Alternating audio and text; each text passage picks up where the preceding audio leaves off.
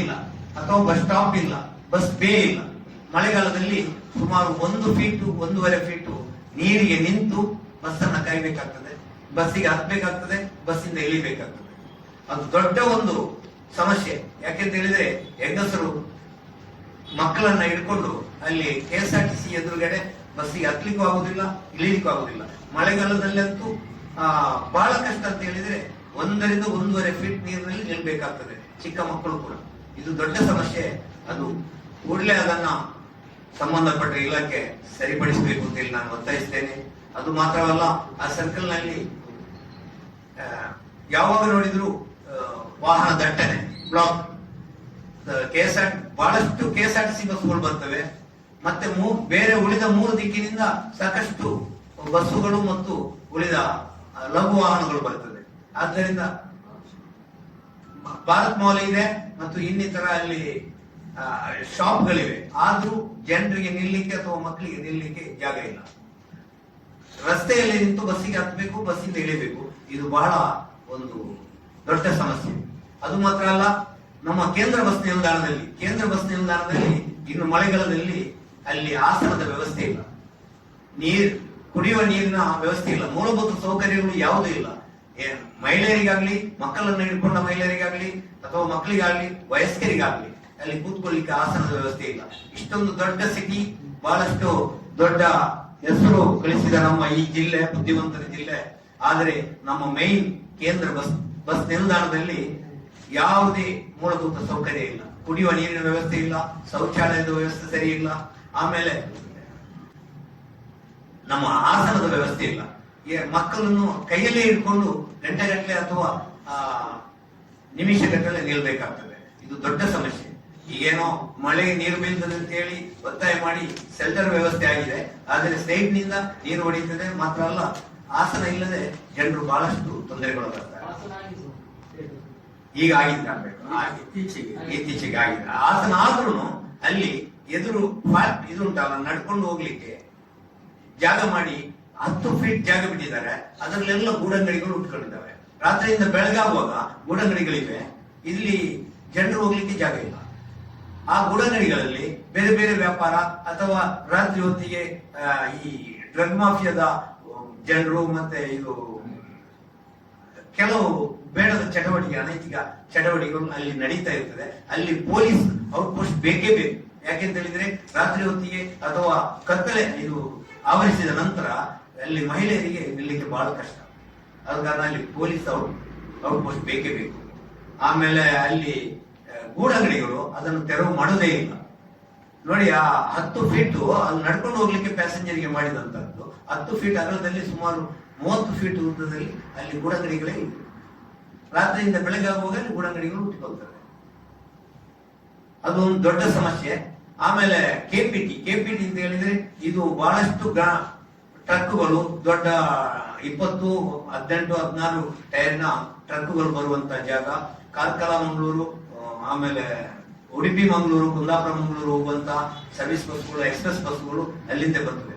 ಸಾವಿರಾರು ಕೇರಳ ಹೆದ್ದಾರಿಯಿಂದ ಬರುವಂತ ಗಾಡಿಗಳು ಅಲ್ಲಿಂದಲೇ ಬರ್ತವೆ. ಆದ್ರೆ ಯಾವತ್ತಿನಿಂದಲೂ ಅಲ್ಲಿ ಬ್ಲಾಕ್. ಅವಸರದಲ್ಲಿ ಯಾರಾದ್ರೂ ಹೋಗ್ಬೇಕಿದ್ರೆ ಅಲ್ಲಿಂದ ಹೋಗ್ಲಿಕ್ಕೆ ಆಗುದಿಲ್ಲ. ಅಲ್ಲಿ ಏರ್ಪೋರ್ಟ್ ರೋಡಿಗೆ, ಏರ್ಪೋರ್ಟ್ ನಿಂದ ಬರುವ ಗಾಡಿಗಳಿಗೂ ಹೋಗ್ಲಿಕ್ಕೆ ಆಗುದಿಲ್ಲ. ಅಲ್ಲಿ ಒಂದು ಸರಿಯಾದ ಒಂದು ವ್ಯವಸ್ಥೆಯನ್ನ ಮಾಡ್ಬೇಕಾಗ್ತದೆ. ಯಾಕೆಂತ ಹೇಳಿದ್ರೆ ನಮ್ಮ ಇಲ್ಲಿ ಕೂಡ ಹಾಗೆ ನಂತೂರು, ಇದು ನಮ್ಮ ಜಿಲ್ಲೆಯ ಇತಿಹಾಸದಲ್ಲಿ ಬ್ಲಾಕ್ ಆಗುವಂತ ಒಂದು ದೊಡ್ಡ, ಇದು ಎಷ್ಟು ವರ್ಷದಿಂದಲೂ ಬ್ಲಾಕ್ ಆಗ್ತಾ ಉಂಟು. ನಿರಂತರವಾಗಿ ಅಪಘಾತ ಆಗ್ತಾ ಉಂಟು. 2 ವೀಲರ್ಗಳು ಯಾವಾಗಲೂ ನೋಡಿದ್ರು ಅಲ್ಲಿ ಅಪಘಾತನೇ. ಮಾತ್ರವಲ್ಲ, ಅದು ಇಳಿಜಾರು ಮತ್ತು ಹತ್ತುವಂತ ಒಂದು ಇದು ರಸ್ತೆ. ಆದ ಕಾರಣ ಅಲ್ಲಿ ಫ್ರೀ ಲೆಫ್ಟ್, ಅಲ್ಲಿಂದ ನಮ್ಮ ಪದ್ವ ಕಡೆ ಹೋಗುವಾಗ ಅಲ್ಲಿ ಫ್ರೀ ಲೆಫ್ಟ್ ಬೇಕು, ನಮ್ಮ ಕದ್ರಿ ಕಡೆಯಿಂದ ಬರುವಾಗ. ಅದು ಫ್ರೀ ಲೆಫ್ಟ್ ಇಲ್ಲ ಅಂತಾದ್ರೆ ಯಾವಾಗ್ಲೂ ಅಲ್ಲಿ ಬ್ಲಾಕ್ ಇದೆ.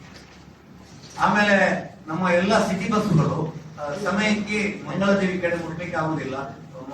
ಪ್ಯಾಸೆಂಜರ್ಗಳನ್ನ ಅಥವಾ ವಿದ್ಯಾರ್ಥಿಗಳನ್ನ ಸಮಯಕ್ಕೆ ಸರಿಯಾಗಿ ಮುಟ್ಟಿಸಲಿಕ್ಕೆ ಆಗುದಿಲ್ಲ.